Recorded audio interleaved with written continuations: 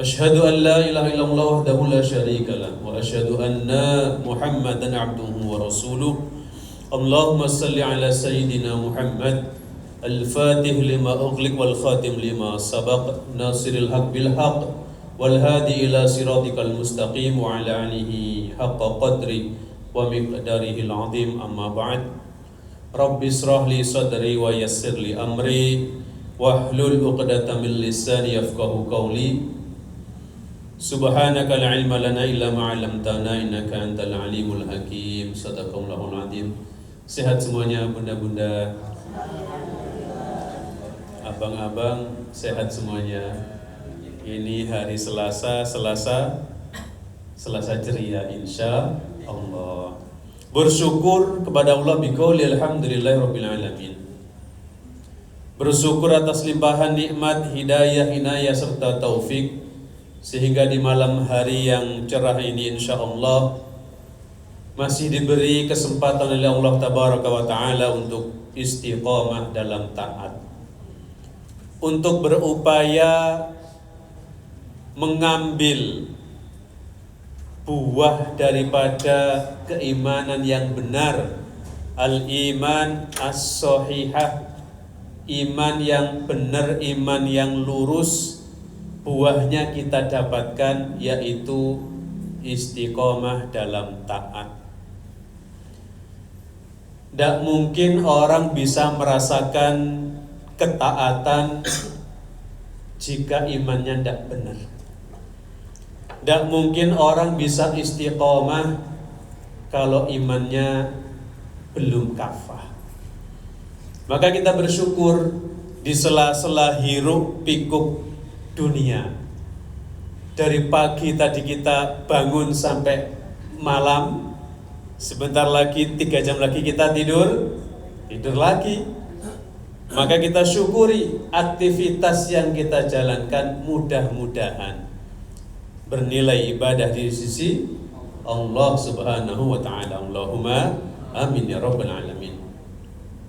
Salawat beriringan salam kita haturkan kepada Nabi Muhammad sallallahu alaihi wasallam, yang syafaatnya selalu kita tunggu-tunggu. Kedekatan dengan siapa sih yang kita cari kalau bukan dekatnya kita kepada Rasulullah sallallahu alaihi wasallam? Pengakuan yang kita cari, validasi yang selama ini kita nanti kita tunggu, yaitu satu hal agar kita bisa diakui umat Nabi Muhammad sallallahu alaihi wasallam. Ini merupakan cita-cita kita semuanya. Ada yang istiqomah dengan sholawatnya, ada yang istiqomah dengan berupaya mensuri tauladani, berupaya membahagiakan, menyenangkan, membanggakan Rasulullah sallallahu alaihi wasallam. Apapun yang sudah disunnahkan, berupaya untuk kita ikuti. Mudah-mudahan predikat umat Nabi Muhammad sallallahu alaihi wasallam bisa kita sandang bareng-bareng.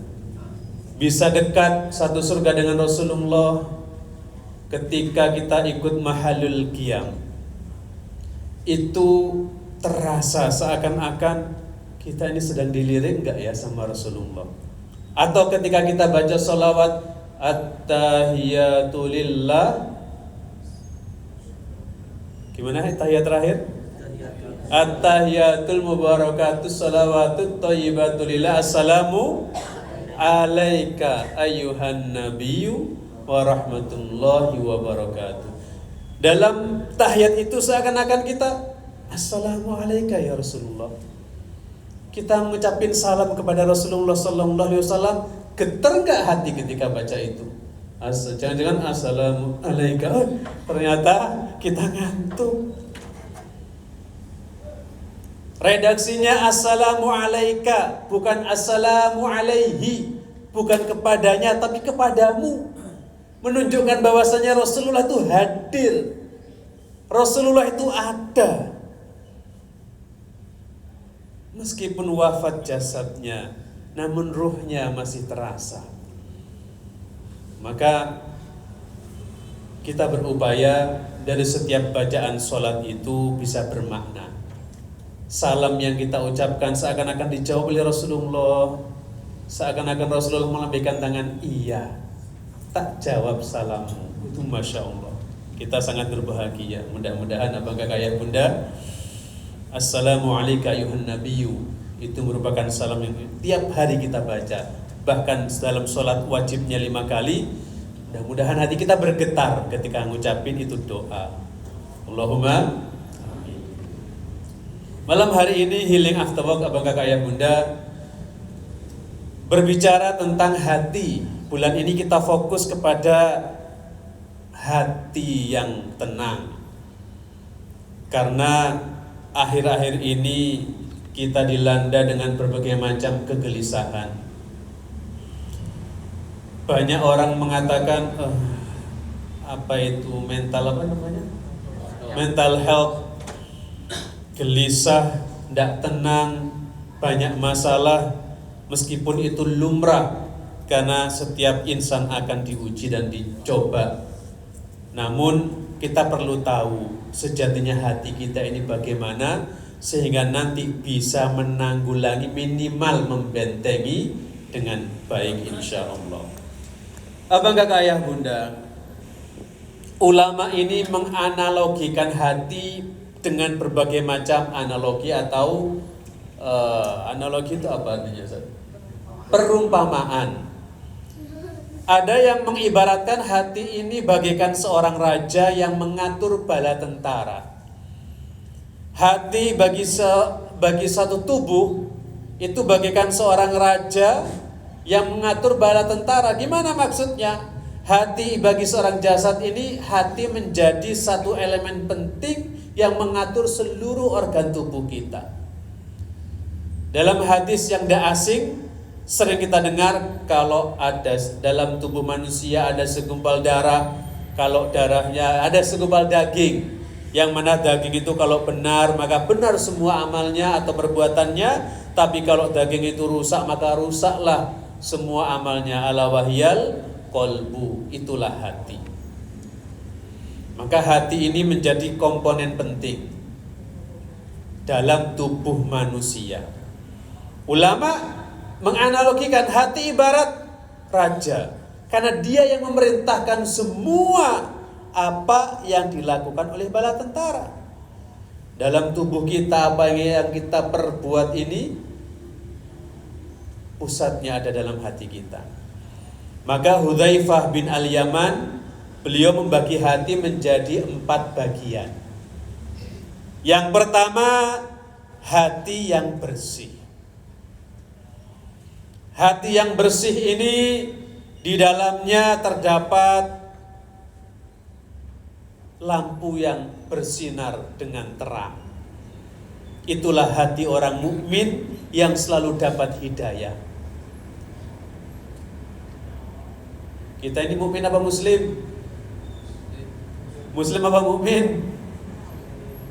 Mukmin insya Allah. Sehingga hati ini berharap selalu dapat petunjuk dari Allah. Ini hati yang bersih. Hati yang kedua, hati yang tertutup. Inilah hati orang kafir, hati yang tidak mendapatkan hidayah atau belum mendapatkan hidayah, tertutup. Yang ketiga, hati yang terbalik. Hati yang terbalik ini hatinya orang munafik. Ia mengetahui tapi mengingkari. Ia melihat namun matanya buta. Apa yang ketiga tadi? Hati yang terbalik. Sudah tahu gak ngelakuin, udah denger pura-pura gak denger, udah ngeliat berupaya berpaling. Yang keempat, hati yang mengandung 2 sisi. Sisi iman dan sisi kemunafikan. Yang pertama sisi apa? Iman. Yang kedua sisi kemunafikan.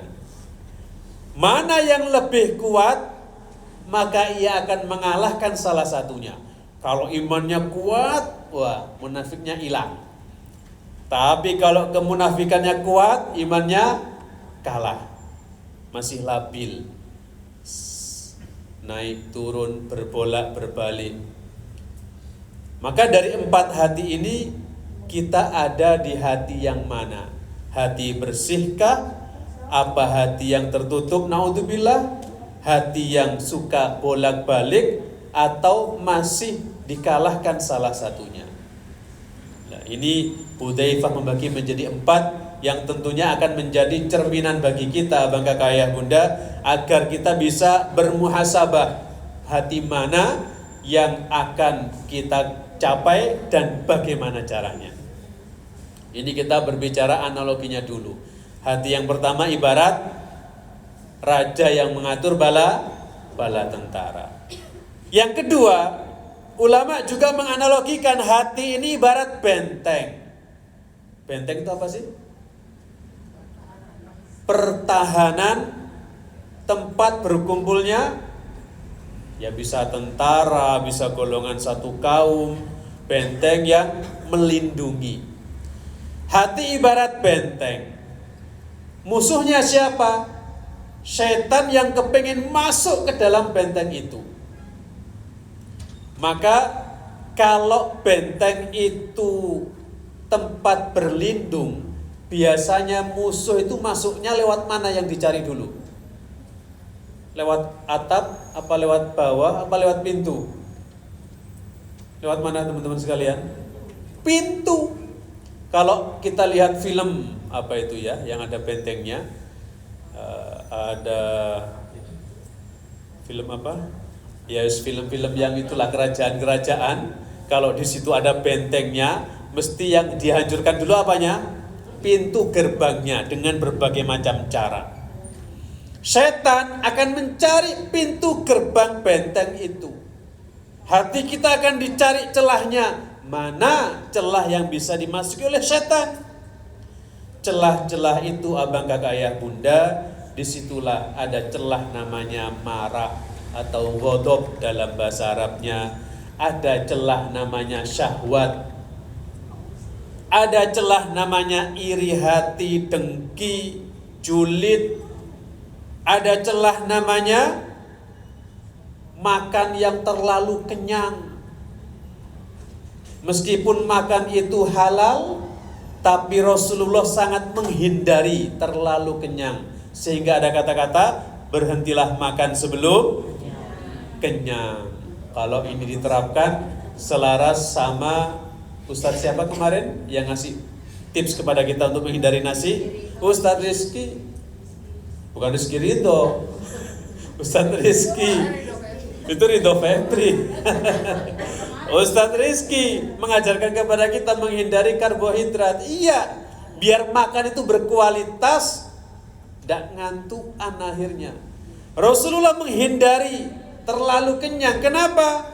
Karena kekenyangan ini menguatkan syahwat.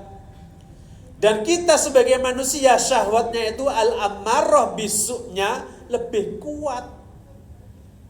Nafsu yang cenderung kepada keburukannya lebih kuat daripada kebaikan. Maka harus dihindari. Ini celah-celah setan yang berupaya masuk ke dalam benteng kepada hati kita, dan kita harus tahu cara menanggulangi. Ini analogi yang kedua. Hati ibarat benteng. Maka jaga baik-baik. Loh Ustadz, kenapa sih kok kita mencari ketenangan tapi yang dibahas hati dulu?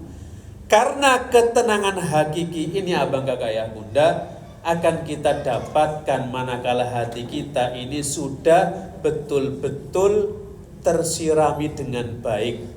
Kalaulah tumbuhan itu tidak bisa bertumbuh karena tidak disirami air, maka hati pun akan sangat gersang kalau tidak ada siraman-siramannya. Apa siramannya nanti? Disampaikan dalam Quran surat Ar-Ra'd ayat 28, alladzina amanu wa tatma'innu qulubuhum bidzikrillah, ala bidzikrillahi tatma'innul qulub. Kita baca bareng-bareng. A'udzu billahi minasyaitonir rajim. Alladzina amanu wa tatma'innu qulubuhum Bidzikrillah. Ala bidzikrillahi tatma'innul qulub.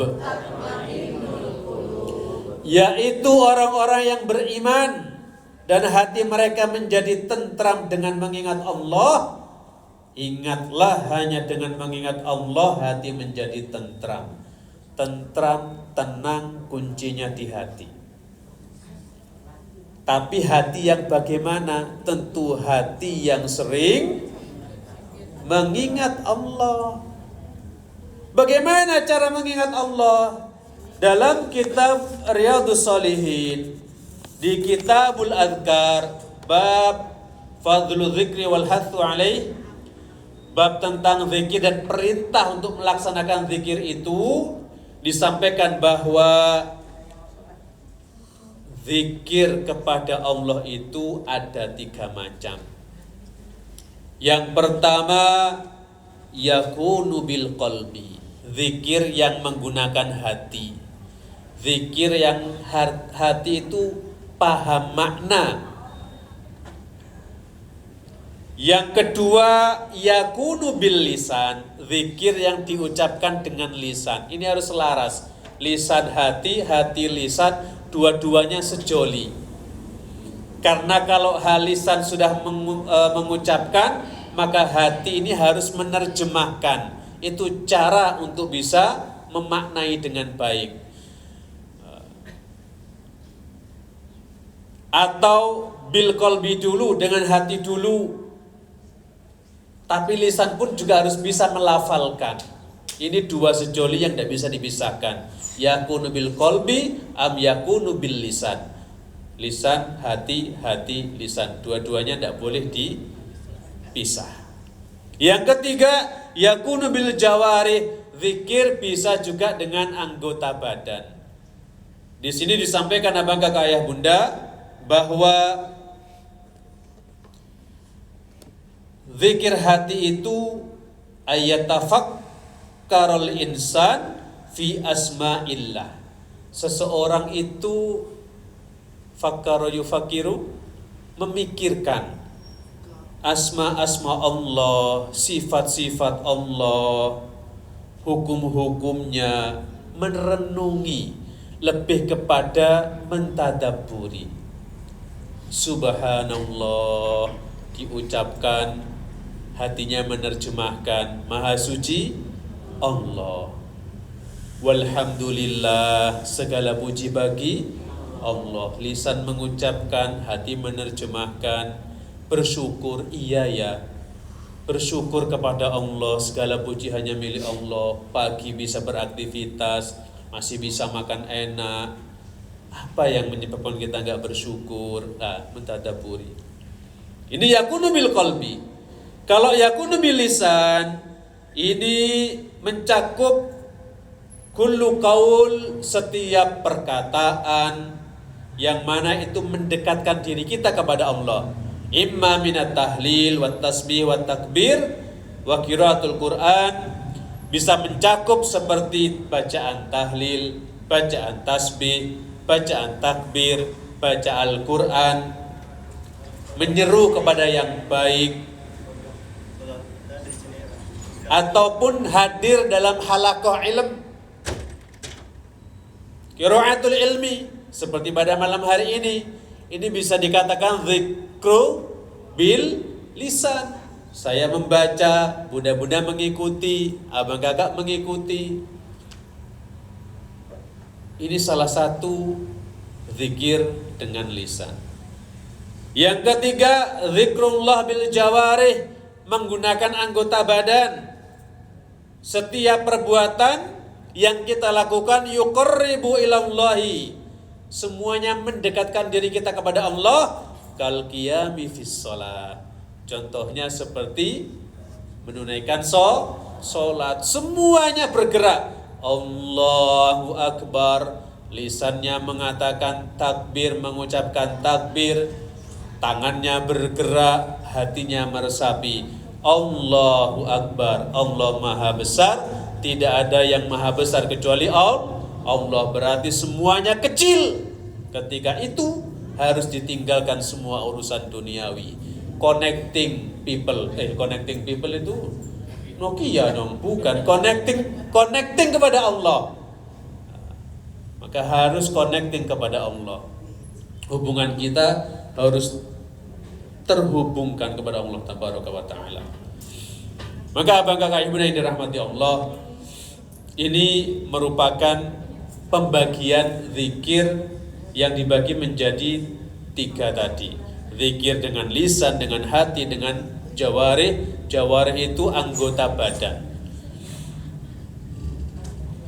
Selanjutnya apakah ayah bunda, kenapa kok zikir ini penting?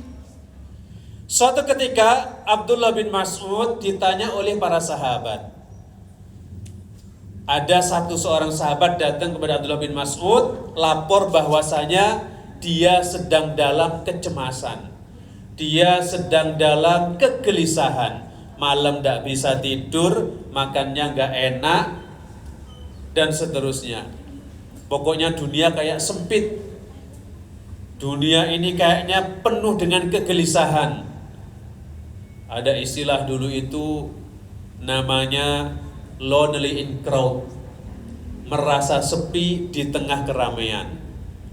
Suasana ramai, tapi seakan-akan sendiri. Harta punya, tapi gelisah. Kalau Ayahman menyampaikan, kering di tempat yang basah. Ini bisa kita alami. Kenapa? Karena hatinya tadi bermasalah. Lah, ketika Ibnu bin Mas'ud dapat laporan ini, Ibnu bin Mas'ud menjawab, kalau kamu sedang galau, sedang gelisah, sedang tidak nyaman, makan tidak enak, dan seterusnya, datangilah 3 tempat. Yang pertama, tempat di mana orang itu membaca Al-Quran. Sehingga di situ kamu bisa ikutan membaca, kalau tidak, minimal kamu mendengarkan bacaan ayat-ayat Al-Quran. Ini pernah dikisahkan sama Ustadz siapa ya, saya lupa. Suatu ketika ada seorang guru ngaji, syekh begitu, sedang ngaji talaki dengan muridnya, nerima setoran. Muridnya lagi nerima setoran, hafalan. Tahu-tahu ada seorang pemuda datang, mukanya kusut, dekil. Kalau bahasa kita butek. Butek itu apa? Keruh, mukanya itu nggak ada sinar-sinar sama sekali. Datang, tahu-tahu syekh, mohon maaf, pengen ketemu, pengen ngobrol. Kenapa? Saya sedang gelisah. Sudah, sekarang ambil wudhu dulu. Setelah ambil wudhu, duduk di sini. Dia duduk termenung, dibiarkan sama syekhnya. Ini terus setoran terus berulang-ulang, dibiarkan sampai ada 1 jam lebih. Pada akhirnya pemuda tadi itu hatinya agak tenang, tentrem dan ayem. Kemudian begitu selesai talaki, syekhnya tanya, ada apa wahai pemuda, apa yang bisa dibantu? Sang pemuda menjawab, sudah syekh, sudah ketemu jawabannya, saya sudah merasakan ketenangan. Padahal dia hanya duduk dan mendengarkan. Nah, ini apalagi kalau kita bisa membaca dan mentadaburi. Ini satu, datangilah tempat orang membaca Al-Quran. Yang kedua, datangilah halaqah zikir, tempat-tempat majelis ilmu, karena disitulah akan didatangkan ketenangan. Tadi sama Ustaz Iqbal disinggung, ma istama'a qaumun fi baitin min buyutillah. Tidaklah seorang kaum, golongan kita nih kumpul duduk di rumah-rumah Allah, yatluna kitab Allah, membaca 1 ayat 2 ayat, wa yatadarasunahu, kemudian mempelajarinya, maka dia akan mendapatkan beberapa bonus dari Allah.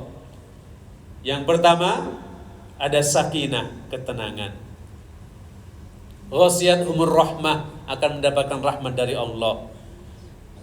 Dielu-elukan di depan malaikat, hei ini loh, si fulan, si fulanah, duduk membahas ayat-ayatku. Cuman nggak kelihatan di sini. Coba kalau dilihatkan, Allah menunjukkan kita, membanggakan kita, GR kita. Apa itu GR? Salting kalau bahasanya orang dulu, salah tingkah. Kita dipuji di depan manusia, ada bahagianya luar biasa. Ini dipuji-puji di depan malaikat. Tuh, di surah Al-Munzalan ada 30 orang duduk dalam majelis ilmu. Cuman nggak kerasa aja. Percaya apa enggak? Percaya aja, biar cepet. Percaya aja. Kalau nggak percaya nanti dicari.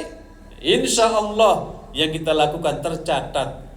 Karena apa? Ketenangan itu nggak bisa dicuri.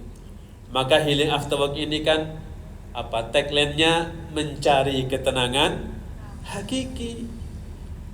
Kita berupaya di majelis ilmu inilah ketenangan itu bisa kita dapatkan. Yang ketiga, satu, mendatangi tempat orang membaca Al-Quran, mendatangi majelis ilmu. Dan yang ketiga adalah, kalau kepingin mendapatkan ketenangan, kata Ibnu bin Mas'ud, carilah tempat yang sunyi, menyendirilah dan berkhalwat hanya kepada Allah. Ini yang dilakukan Rasulullah ketika berkhalwat di gua Hira, menyendiri. Muhasabah, cari tempat di mana kita di situ hanya kita sama Allah, bahkan suara jarum jatuh kedengaran klinting gitu. Berarti kan suasananya sangat sunyi. Bukan nanti lagi berkhalwat, beruk lewat, kucingnya lewat, kita nggak jadi berkhalwat. Allahu Akbar, kelipet di bawah itu. Kemarin waktu siapa jadi imam ya? Oh, Ustaz Iqbal jadi imam subuh. Allahu Akbar, mau ruku, beruk itu bisa minta di pangku ketika sholat. Ya Rob, tahu waktu lah beruk gitu ya, bermanja-manja nggak tahu waktu. Ya itu Ustaz Iqbal jadi imam agak repot juga kemarin itu. Berkhalwat hanya kepada Allah, berdua, bermesraan dengan Allah. Astaghfirullahaladzim, kita beristighfar. Subhanallah walhamdulillah wa la ilaha illallah wallahu akbar. Semuanya kita ucapkan sendiri. Ngeri Ustaz, nanti ketika salam, ini terlalu banyak nonton film antum. Iya, terlalu banyak nonton film. Menyendiri di tempat yang sepi hanya kita dan Allah. Ini tips dari Ibnu bin Mas'ud. Insya Allah kalau ketiga-tiganya ini kita amalkan, maka akan hadir ketenangan dalam jiwa kita. Ini kita ikhtiar. Maka obat-obat hati itu harus kita cari. Tadi celah-celahnya sudah ketahuan. Jangan sampai hati kita dimasuki oleh rasa iri, dengki. Maka hati kita harus sering disirami dengan kalimat-kalimat yang baik. Baik dengan lisannya, hatinya, jawarihnya, semuanya harus kita upayakan, kita berdayakan dalam rangka menghidupi hati kita. Karena abang kakak ayah bunda, zikir kita ini kan tidak serta-merta tajam seperti zikirnya para alim, para ulama, salafus soleh, ataupun sahabat di zaman yang mungkin kita pernah dengar kisahnya.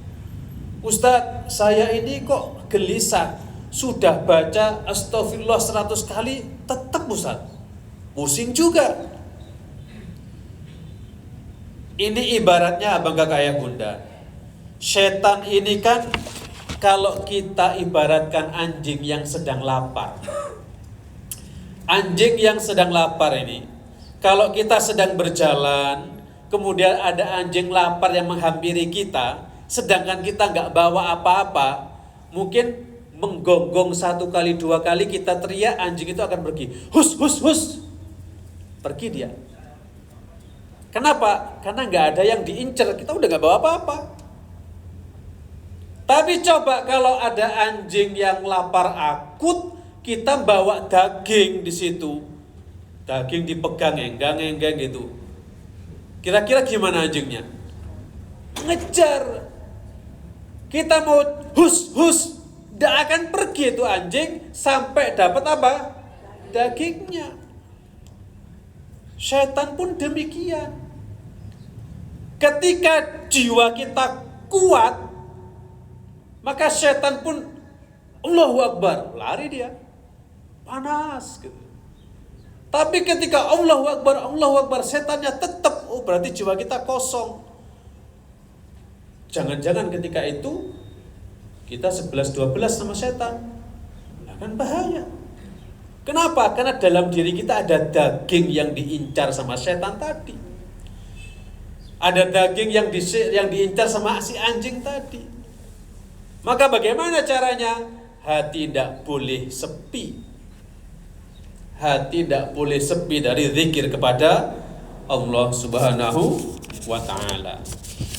Ada salah satu doa abang kakak ayah bunda, yang mana ketika kita gelisah, ini sudah ada di sebelah kanan, nggak kelihatan ya. Ini salah satu doa yang diajarkan oleh Rasulullah SAW dalam sebuah hadis.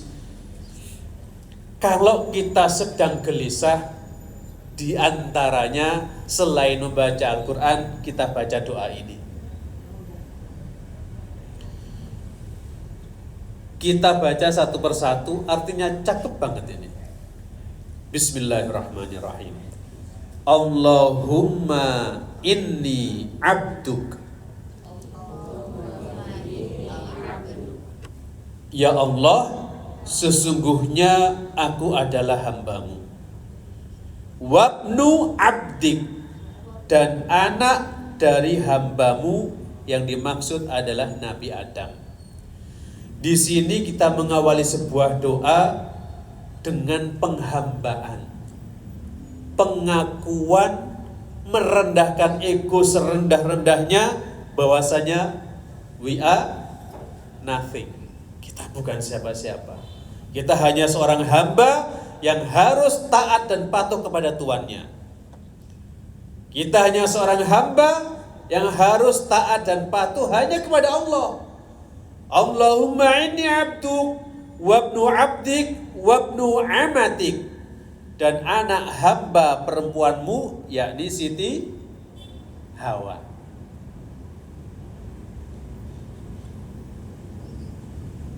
Nasiyati biyadik.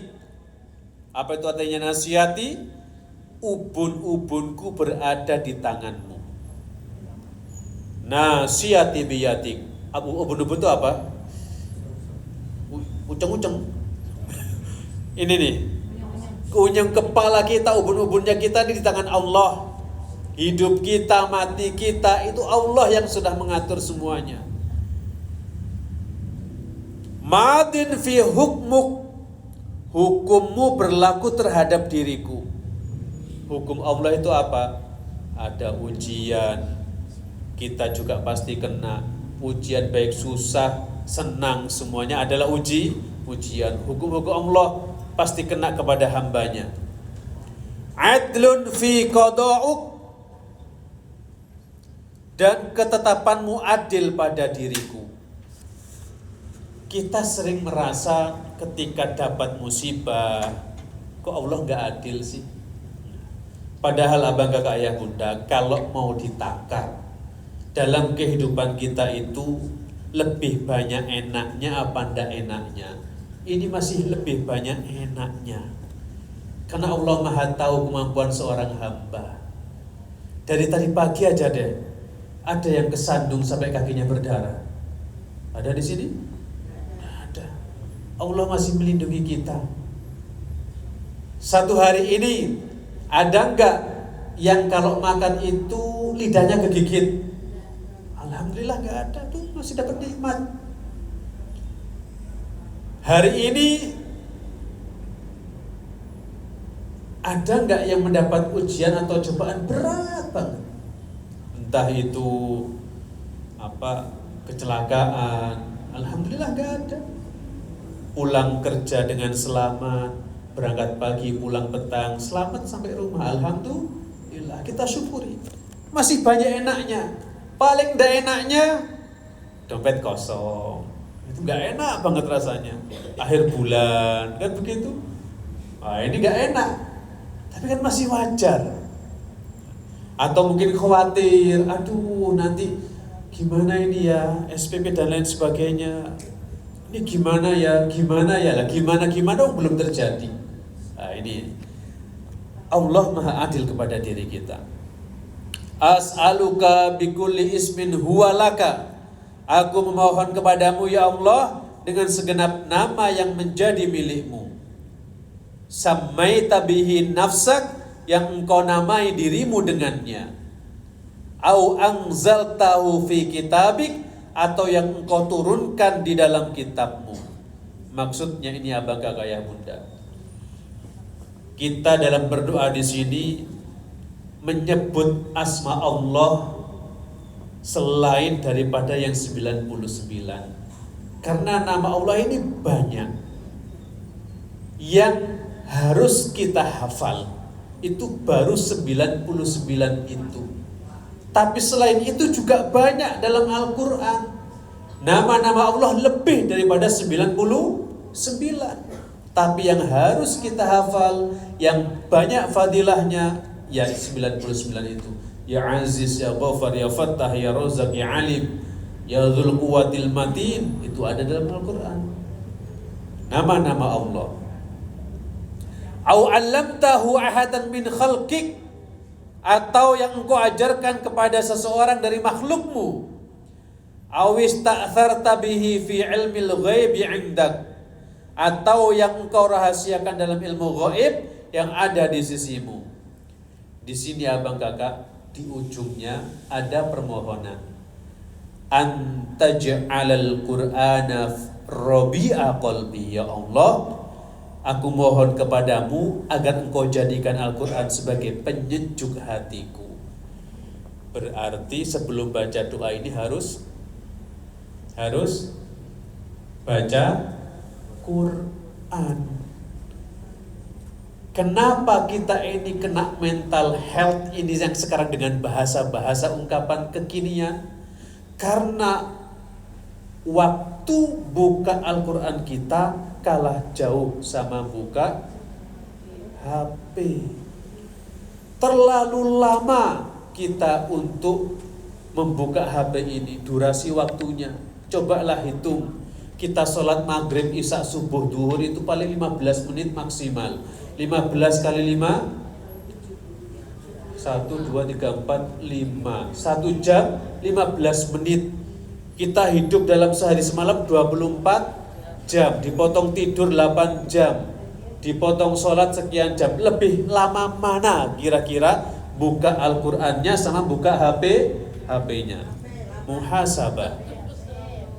Maka tidak heran kalau kita sering gelisah, gak heran kalau hati kita galau, gak heran kalau proyek gagal, baru tanda tangan MOU gak jadi, sudah janjian afwan, maaf, ada agenda lain, tertunda semuanya. Kenapa? Al-Quran jauh dari kita. Gelisah wajar, karena hati kita gak tersentuh. Keruh pasti, karena Quran gak pernah disebut hurufnya. 1 huruf 10 kebaikan, itu teori tok, tapi pada prakteknya jarang kita melakukan. Wa nura sadri, setelah baca Al-Quran apa yang kita harapkan dari Allah? Agar Al-Quran menjadi cahaya bagi dada kita. Sodrun itu di sini, di dalamnya ada qalbun. Rabbis rohli sadri, ya Allah lapangkanlah dadaku, karena hati kita ada di dalam sini. At-taqwa hahuna, kata Rasulullah, takwa adanya dalam hati, maka hatinya harus lapang. Sering kita katakan, ya Allah sesek banget, sesek tapi yang dipegang kening, pas apa enggak? Enggak pas. Sesek rasanya di sini, nyesek lah ini baru di sini. Aduh sesek banget, telinga ya enggak pas. Sodr harus lapang, di dalamnya ada hati. Harus dapat sinar dari Allah biwasilatil Quran. Usikum wa ya nafsi. Wajala'a husni. Dengan bacaan Al-Quran itu pula kita berharap Al-Quran menjadi pelipur lara, obat daripada kesedihan. Dan yang terakhir, wadhahaba hammi, dan penghilang atau hilangkanlah ya Allah segala bentuk kesusahanku. Komplit Al-Quran. Cemas, galau, gelisah semuanya masuk di sini. Kuncinya back to Quran. Dah jelas. Ketenangan ini akan kita dapatkan pasti kalau kita kembali kepada Al-Quran. Tetap galau dengan berbagai macam polanya dan bahasanya ketika kita jauh dari Quran. Bisa enggak kita menghukum diri kita, mentakzir diri kita dengan cara kalau saya megang HP 10 menit berarti saya harus baca Quran 10 menit ba'dahu setelahnya. Kalau saya scroll TikTok ini selama 15 menit, berarti setelahnya saya tutup, saya harus baca ayat 15 menit. Bisa nggak bunda-bunda sekalian? Dicoba yuk. Besok ya kita coba bareng-bareng habis ini. Habis Isya, sebelum tidur, biasanya kan itu scroll tuh. Aduh, kata Ustaz tadi scroll 10 menit. Dah cukup deh, sekarang ngaji dulu 10 menit. Minimal imbang dunia akhirat. Minimal imbang antara pahala dan dosa. Kalau yang dilihat yang aneh-aneh. Itu maksudnya bisa. Baik abang kakak yang bunda yang dirahmati Allah, ketenangan hakiki dari doa ini kita bisa garis bawahi kembali kepada Al-Quran, karena dengan Al-Quran inilah semuanya akan menjadi sirna. Semua kegelisahan, kegundahan, solusinya ada dalam Al-Quranul Karim. Usikum wa ya nafsi bitaqwallah. Mudah-mudahan yang sedikit ini bermanfaat. Allahumma anfa'na bima 'allamtana wa 'allimna ma yanfa'una warzuqna uluman tanfa'una fid din wa dunya wal akhirah. Subhanakallahumma bihamdika asyhadu an la ilaha illa anta astaghfiruka wa atubu ilaik. Aqulu qouli hadza fastaghfiruh. Wassalamu alaikum warahmatullahi wabarakatuh.